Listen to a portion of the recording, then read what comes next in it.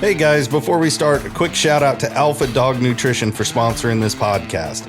Alpha Dog products are now available at dusupply.com, and you can use code ALPHADOG15 at checkout for 15% off and a credit for free shipping to try it yourself.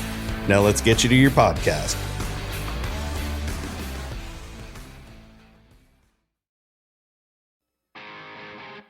Welcome to my podcast, where we are going to talk about a lifestyle with dogs and throw in a few life lessons along the way. Whether you're a hound hunter, bird dog enthusiast, running setters, pointers, retrievers, or a flat-out running dog junkie, this podcast is for you. I am your host, Heath Hyatt, a certified law enforcement canine trainer with over 3 decades of personal and professional training and handling experience. It's time for me to pay it forward. So grab your leads, lace up those boots, and come and join me on this lifelong process of teaching, training, and learning.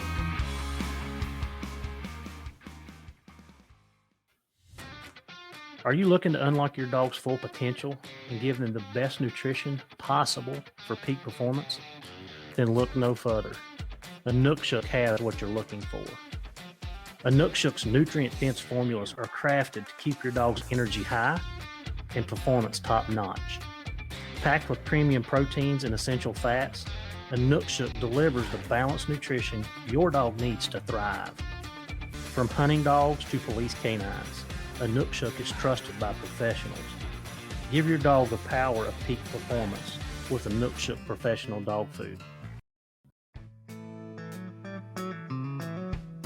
Welcome back, everybody, to another episode of What's Up Wednesday. I appreciate everybody tuning in, taking time out of their day, whether it's morning, noon, or night, whatever time you're tuning in. We appreciate you being here.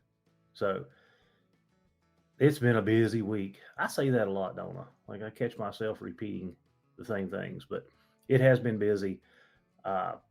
First and foremost, apologize about last week's podcast.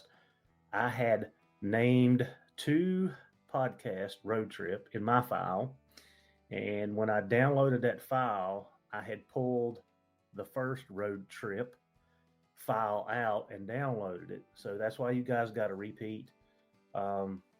Colby and I got on that, and we actually reposted on Thursday the updated podcast. I know I got a lot of messages and text and messages about it. I appreciate everybody catching that, because that means you're listening.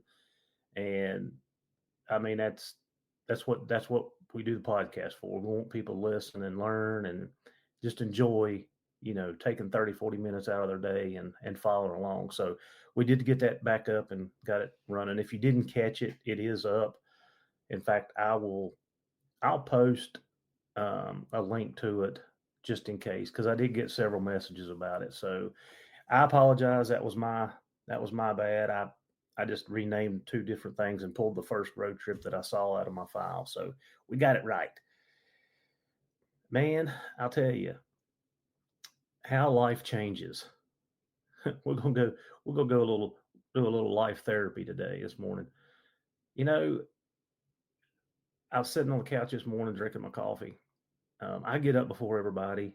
I am a morning person. I get up and I make my coffee first thing in the morning. A lot of times I'll just go plop down on the couch and sit in the peace and quiet and drink my coffee. No TV, no phone, no nothing. Just silence. And I was thinking about it this morning while I was sitting there. I'm like, in my 20s, like I really, like, I'd get out of bed, and of course when I was when I lived in Narrows, we had 2 little small diners, and of course I was coon hunting. Man, I was competition coon hunting. I was coon hunting like nonstop.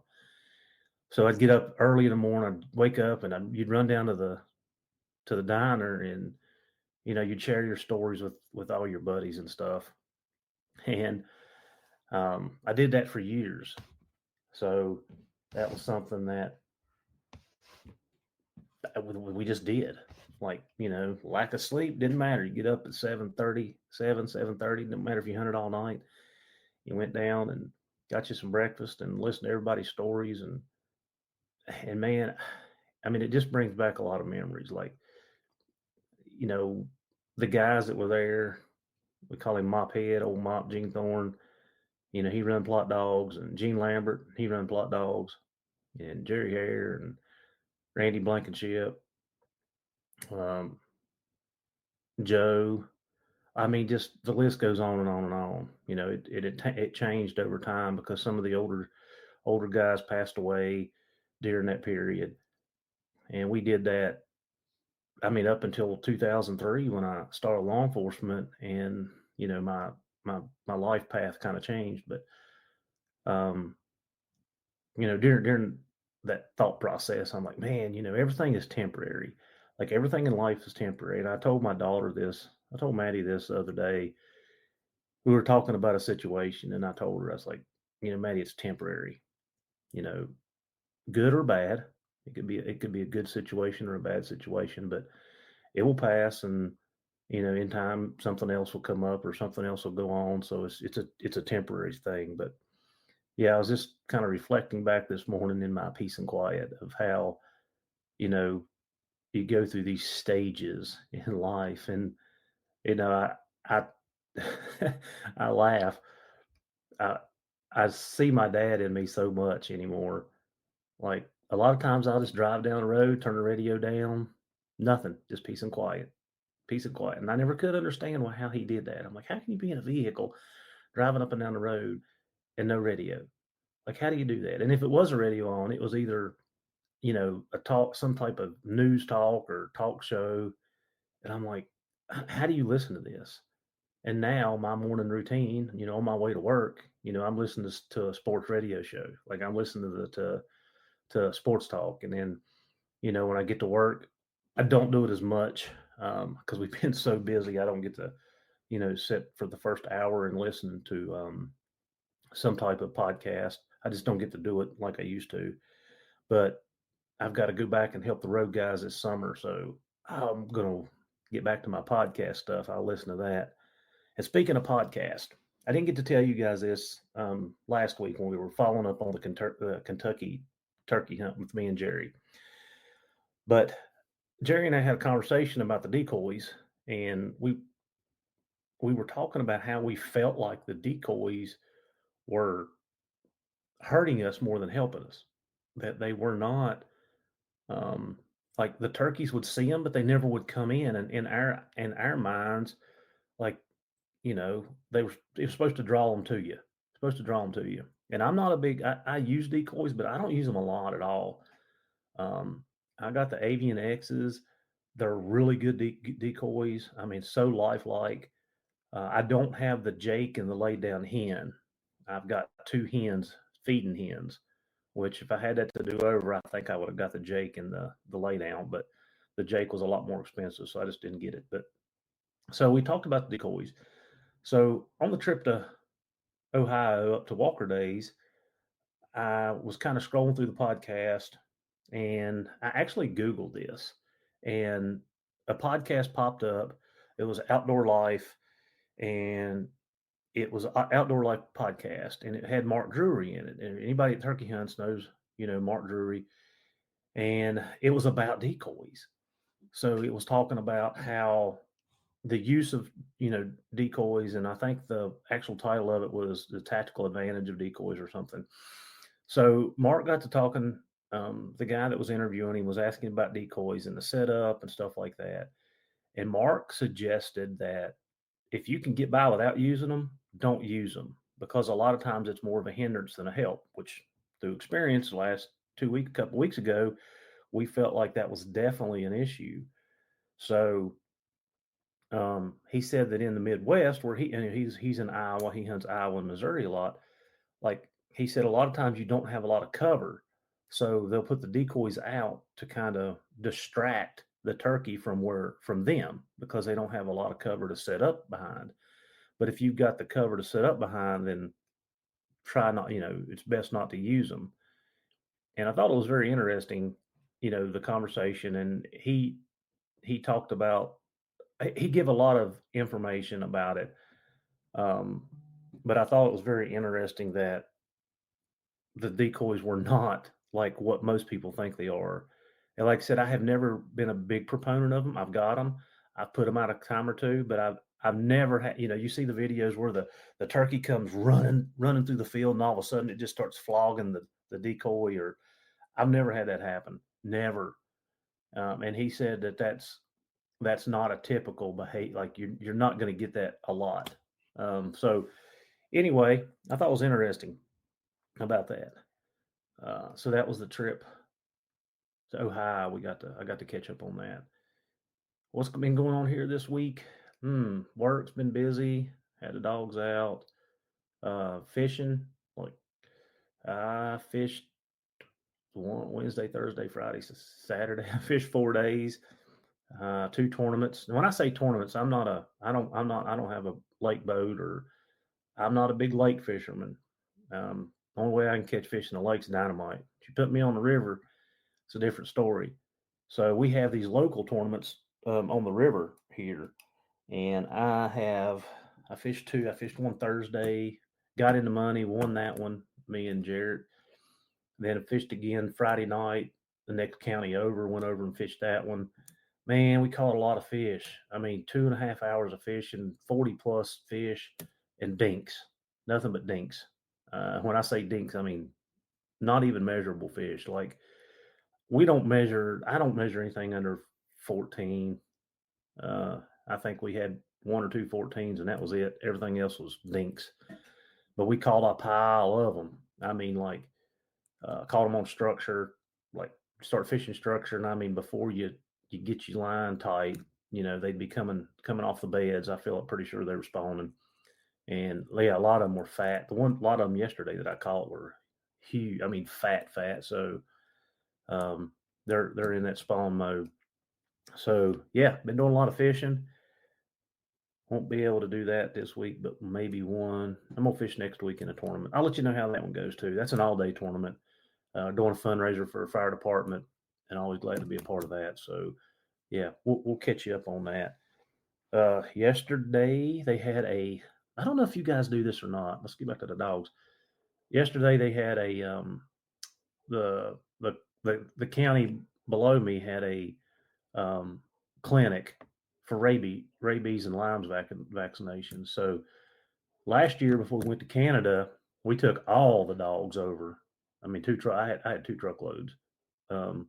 We took all the dogs over, got their shots, and they had it again yesterday.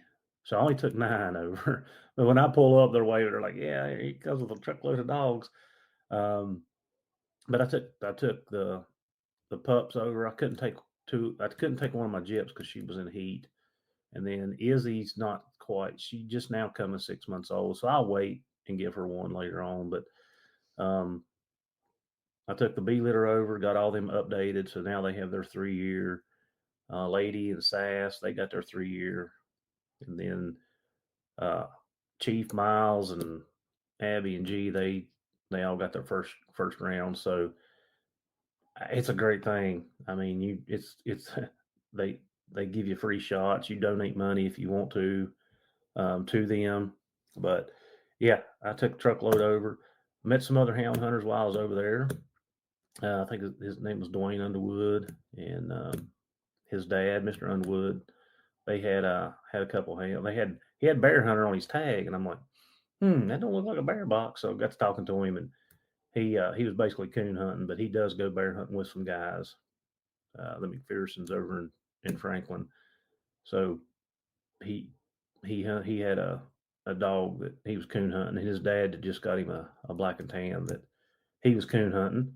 So I met those guys. Always good to meet other people. So yeah, the free clinics are nice, especially when you got the pile of dogs that I have, because rabies shots here are costing you like $35 now. And I mean, I literally just ordered, I ordered a pile of Brevecto. I had some Superica Trio left over, so I give some of the dogs that, and then after that month, after April, May. Yeah, the middle of this month, I'll switch them over to the Bravecto, and I'll switch them back and forth like that for a while.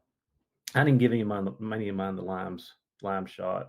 You got to do a booster in 6 months, and you probably have to go to a vet to do that. And I think that booster is like $100 and some.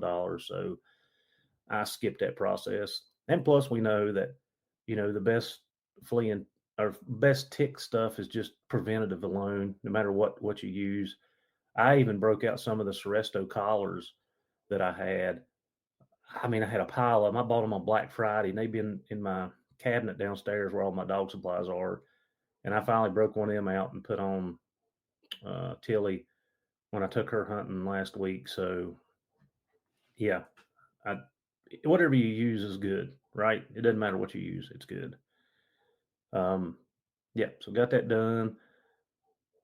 I'm kind of going to skip through little things here, but let's talk about the trip over there. All right, so you guys know that I spent a large amount of time loading and unloading the dogs, right? Working them through, leading, and just doing the basic foundation work. And I still didn't have Miles, Abby, and G 100% comfortable in the truck. They go in, they'd eat. If they go in, I'd try to shut the door. And since it's been busy the last couple of weeks, well, I was in Kentucky one week, and then last week was busy, and this week was busy. I've kind of slacked a little bit. I've not been as consistent. I'm still doing some work with them, but it hadn't been in the back of the truck. So yesterday, got them to the truck, got them loaded, and kind of had to force them in the box. And me being me, I'm like, well, this is not the ideal. I want them to want to be in there, right? I want them to be in there and be ready and excited, not kind of having to force them in. So it's not a long trip. I don't know, 20 miles maybe over to the shelter, and 20 miles back. So 40 miles total. And let's see, how long were they in the truck? I left at 10 to 8, and we got back at 9:30. So hour and 40 minutes they were in the truck. But I know, for me personally, that's a bigger step than I would have liked to took, but I needed to get it done. So they did really good with all the dogs and all the people and stuff over there. Behavior in the truck was really, really good. I don't like my dogs barking and carrying on, and you know, I just don't care for it. So I stood kind of at the back of the truck while we were waiting and make sure that everybody was minding their manners. Um, and then when I got back, of course, you pop the door open and they're gone. They wanted out of there. So I know I'm going to have to. I probably slowed the process down a little bit. I'm going to have to go back and reestablish what I'm looking for.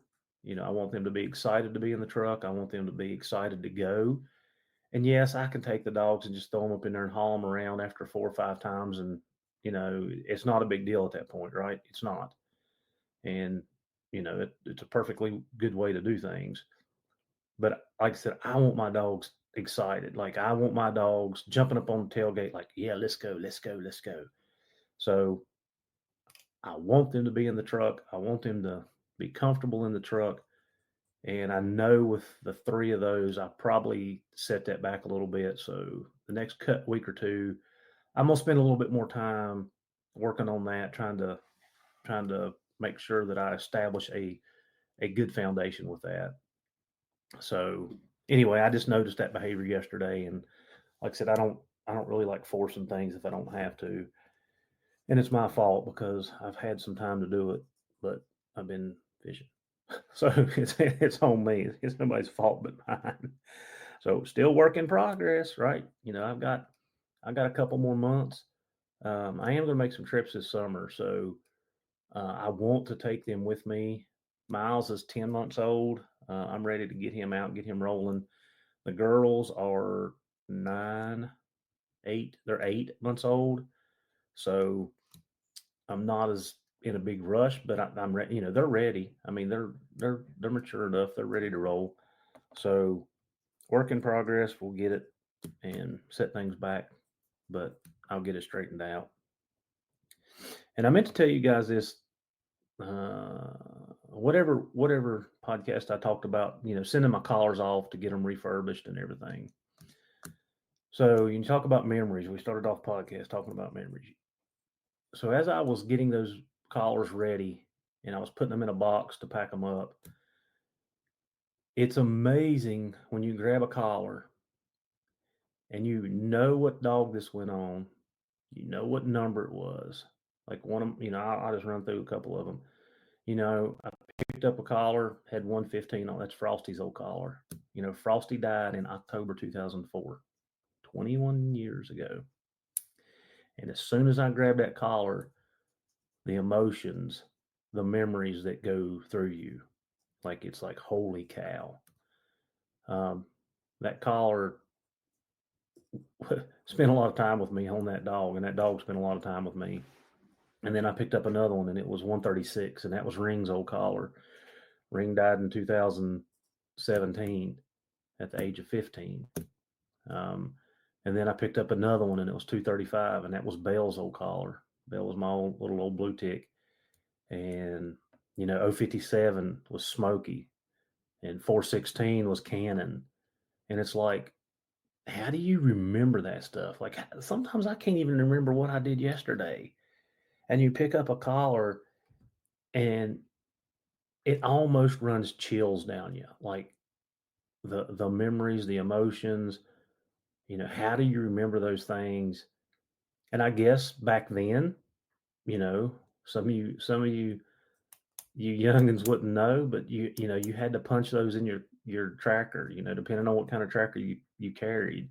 You were tuning this and you were tuning that, and you're tracking 136, and then, okay, I need to track Bell, so I need to flip over to 235. It was amazing, the memories that went into that box. And I meant to tell you that when we were talking about it. And I'm sure I got sidetracked, or there was just so much going on that I just left that part out. But, that was something else that it kind of overtook me, like going through the collars. And, like I said, I didn't even need to look. I didn't even need to look at the numbers. Like, I knew the color. I do. Now, I'm not George Lambert, okay? I don't have 55 green collars. I don't know how he does it. We joke and pick at him all the time. I don't know how he keeps up with it. But all of my collars are color coded. All of them. Like, I know, orange goes here, blue goes here, gray camo goes here, orange and white stripe goes here, red and white stripe goes here. Like, all of mine are color coded. All of them. Now, my regular collars, just the regular collars that go on the dogs, are not. I have all the same color, but my tracking collars are color coded. That way, when I pick it up, I know exactly who it goes on. That's just me. I don't know. Does everybody else do that, or does everybody just get one color like George uses? But yeah, but I could pick up, like I said, I picked up the blue collar. That's 416. It's Cannon's. I picked up the orange collar. That's Bale's. I picked up the lime green collar. That was Frosty's. Like, yeah.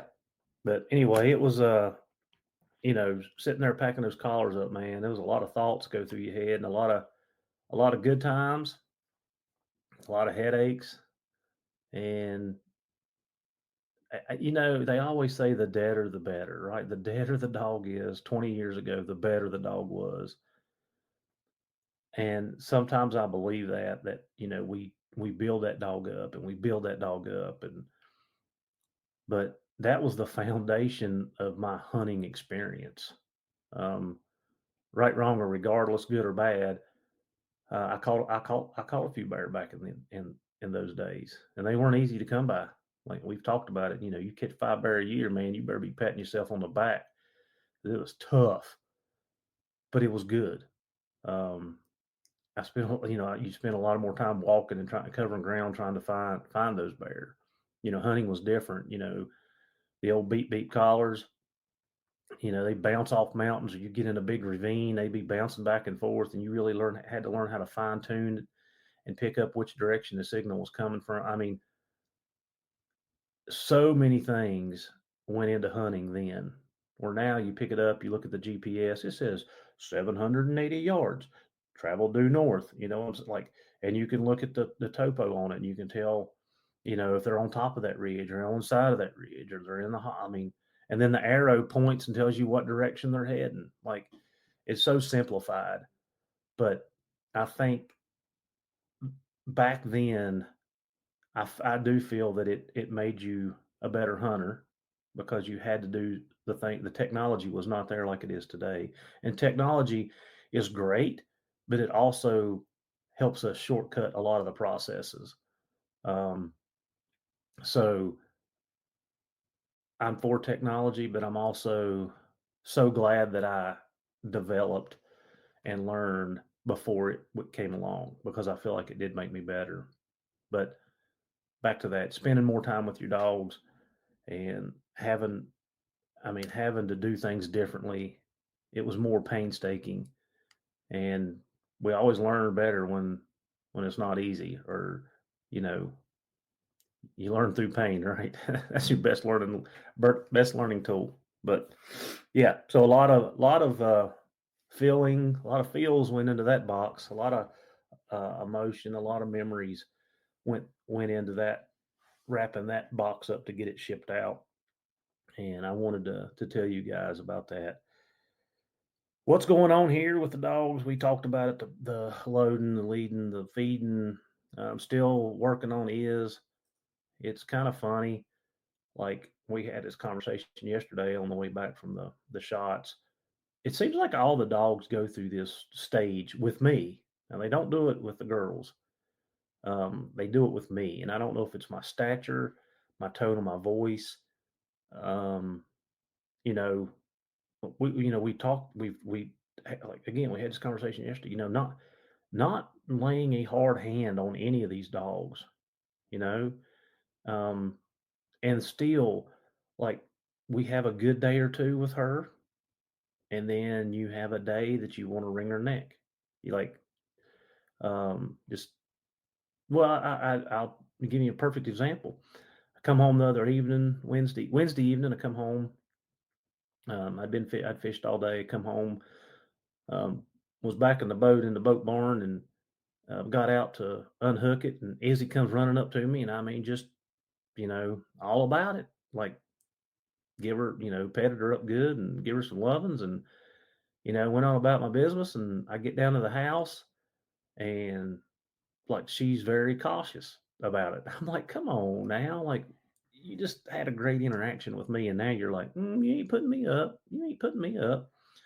So it it seems like they go through phases. I know if you guys listen to the podcast with Briggs, Briggs was my problem child. Like, he was just doing me the same way. He would get close to me, but would not let me get my hands on him. And we went through this for a couple weeks. We went through a cycle where I spent a lot of time working on that. And now Briggs is probably one of my best ones.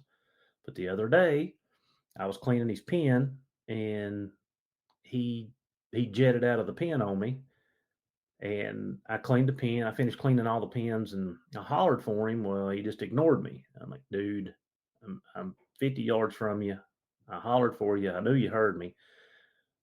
He took off running up through the yard. Of course, the other dogs are out, so there's a distraction. And he literally just ignored me for 5 minutes. Well, by the end of that 5 minutes, my tone had changed, my voice had changed, and he was like, "Oh, I'm in trouble now."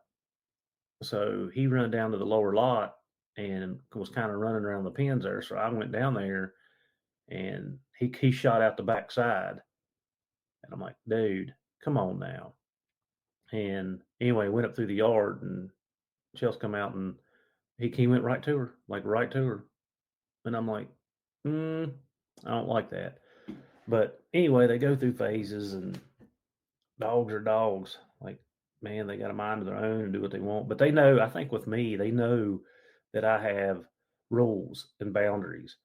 And I think sometimes with the kids and the girls, they don't, and they like that. I mean, they're like little criminals. They know they can get by with it, right?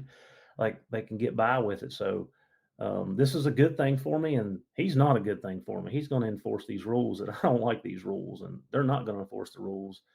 So I'm going to do what I want to do, and they don't care. That's kind of how I take it. The warden's in town, right? The warden's home. So, but that's how they treat me. The dogs go through these phases with me, and not so much the others. And we get it worked out. But it's amazing to watch the difference. And like I said, this is all free and willingly. Like I spend so much time working these dogs, all of them. Whether I'm hand feeding them, whether I'm you know, working on the recall or the load, and like, my hands are on them twice as much as everybody else's. I mean, that's a safe bet. It may be 3 times more than everybody else's, but it seems like in certain periods and certain times they cling to everybody else and not the warden, which is me. So, got an interesting. Oh, let me catch you up on this. So, something else I've kind of been holding off on to tell you guys. So I'm kind of doing a little study on my own. Everybody knows that I use Miguel's tracking method. I've got one of the RC cars that he built. Him and uh, crap, they build them, and Lewis build, and I use those to lay my scent tracks and everything.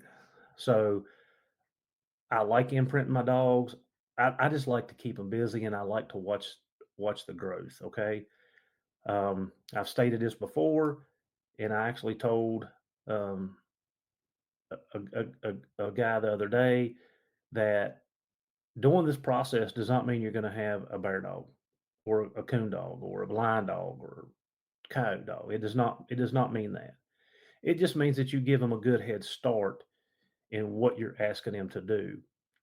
It means that they understand to trail a track, and the dogs know how to do that instinctively. You're just giving them the opportunity to work some of the learning process out at an earlier age instead of waiting until they're 8, 10, 12, whatever time you start hunting that dog.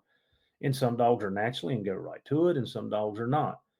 But if you go back to the pack and you look at let's take a pack of coyotes, the younger dogs are usually sitting back watching the adults hunt and how they work. And that's the same thing I'm doing. I'm letting the dogs figure things out, work it out, um, giving them some time, helping them develop a little faster is it. That does not mean that they're going to be a number one finished product. It does not mean that. But anyway, you guys know that I do that. I do the scent imprinting. I do it from 10 to 14 days on a scent pad with food. We know we use the food, positive association. I smell the scent, I get food. This is a good thing. I want to find the scent more because the more I find the scent, the more I find the food. And then I start laying the short tracks, 10 foot. Then I work it up until I get a couple. I've not done a track past 3 hours with this. Once I get to that point, I mean, they've got a good um, they've got a good idea what's going on at this point. So 3 hours is about as old as I've gotten. I've told myself several times I want to lay one at dark tonight and then run it at daylight in the morning. I've been lazy and I haven't done it. But anyway, so this is the study that I'm doing. I've got 2 dogs. I got 4 out of the 6 young dogs that I have. I've got the 10-month old, the 11 and the 10-month old. They were imprinted and they were doing the tracks. Tilly was a cut and slasher, and Chief would follow the tracks out really well. And so those 2 have been done. They have been done on it. And then Miles, who's the pup that I got from Kirk, I did not do him that way. And Izzy, I have not done her that way, which I feel like I'm probably messing up with her and probably should. But now G and Abby, they were imprinted and they were doing the tracks. So I've got a set of dogs that I've done it with, and I've got a set of dogs that I've not done it with. So what I'm trying to see is there a big advantage doing this? And if so, how much time is it going to take me to catch the dogs up that have not been imprinted to where the dogs that have been imprinted are. So anyway, I've kind of been laying off on talking about that, but we're getting to the point where, Miles and Chief and Tilly are getting ready to be hunted, and the girls by August. Yeah, they'll be a year old in August, so they'll be hunted, and then Izzy will be the backup, and we'll see what is it. Well, I mean, we'll see where we're at with it. We'll see if it makes that much of a difference. And again, this is just a small sample group, right? We've got 6 dogs, 4's had it, 2 have not. And if I had it to do over and would have thought about it earlier, I'd have done 3 and 3. That way it would have been an even amount. But just the way it worked out, it's 2 and 4. And yeah, we're just going to see. And it's going to be this set of dogs. You may take a natural dog. Izzy or Miles may not be those natural dogs that you're looking for, and it may take them a little time, or they may be a natural dog, and the first time they go right to it, and there is no difference. So anyway, that's something that I'm really going to be looking at this fall, how it affects them, what happens with it, and just kind of see where we're at and see how useful or not useful that tool is. So yeah, that's something that I've been working on. And wrap this episode up, I got a message the other day about a dog that when they tone the dog would lay down and they'd have to, and they just purchased a dog, and I think, without going back through the messages, I think he was like 18 months old, and he was asking me if this is something that they can get the dog out of. Absolutely. But let's go back and let's talk about why. If I know why it's doing this, then I know how to fix it, and it's easier to fix. If a dog lays down on you at any point in time during training, hunting, whatever. So he says that he applied tone and the dog just literally lays down. All right. Why is the dog doing this? The dog is shutting down. The dog does not understand the task at hand, or the correction has been so harsh that the best thing for me to do is freeze, and I'm not getting that correction, which goes back to, why is the correction so harsh that I have to freeze? Because I didn't understand the task to start with, right? There's always skip and shortcut the process. So again, if you have a dog that lays down, stop yourself immediately and says he's shutting down, he does not understand, I need to back up. And that's exactly what I told this guy, is back up, start working with the lead line, let him know that the tone is not a bad thing. And my guess is that after the tone come stimulation. And because the dog did not understand that I need you to come back during tone, they probably had not set the proper foundation. The stimulation went up, and the dog either moved away or just laid there and took it, hoping it would go away. So if a dog lays down or a dog freezes, he don't understand. Okay. You're better off even if you got to walk a mile in there to get, and I've done it. Like I've walked in some rough country, and this was my fault too, looking back on things, but I've walked in some rough country to pick up dogs that shut down on me. And that's because I didn't understand the proper use of the stimulation, or I just didn't understand what I was doing correctly. So back up, put a long line on the dog, do it. Don't do it in your hunting environment. Do it, just do it out in a sterile environment, a football field, your yard, wherever you can do it that is safe. Go back, put a check cord on the dog, tone. If the dog lays down, encourage him, nudge him to come in your direction.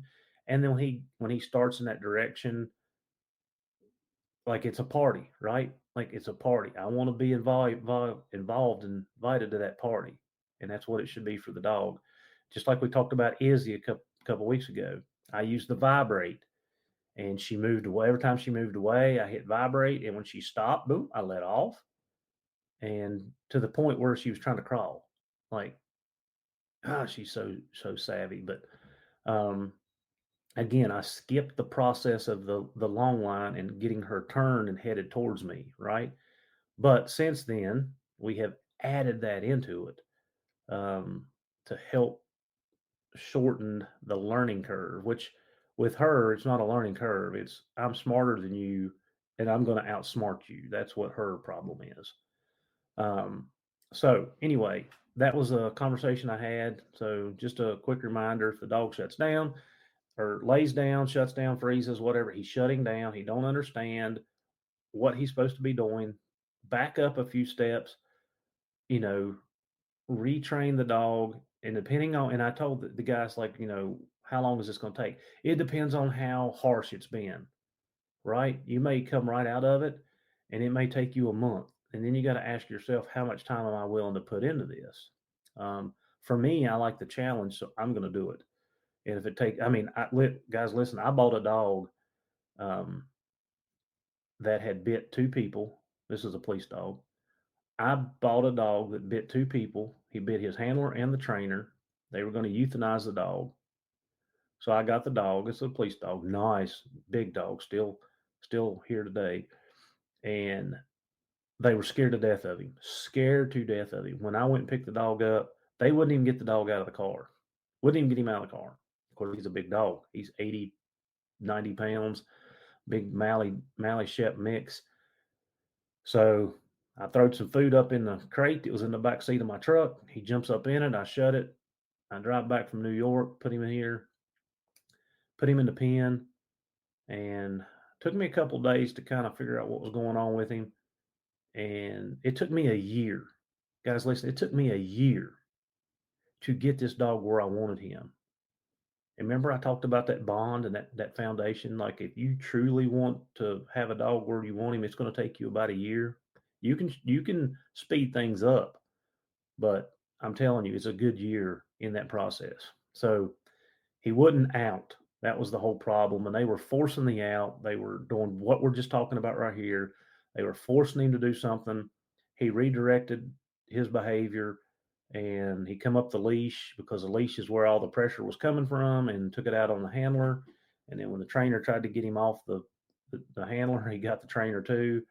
So it took me a year, and that dog never once tried to bite me. Never. Big baby, a huge baby. And so back to it. How long do you want to, how long do you want to spend? If the dog is worth it, spend all the time you need on it. Like, you spend 2 or 3 months doing something, and then you have a dog for a lifetime, right? You shortcut the process, do it in 2 or 3 days a week, and then you're right back to square one in 2 or 3 months.